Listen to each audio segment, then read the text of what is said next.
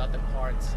Now we're waiting for the parts to arrive. We ordered the parts because the transmission had some slippage, and now we're gonna rebuild the whole thing. Now he's loading me up with some different materials, so we're gonna mix it with the one that I brought. So we're gonna bring it down to the guys over there.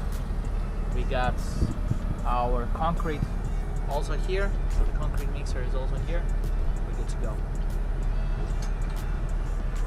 We're now loaded up with some material, and he's doing another work over there. So he's gonna be going first, and then it's my turn. Along with the concrete mixer up there.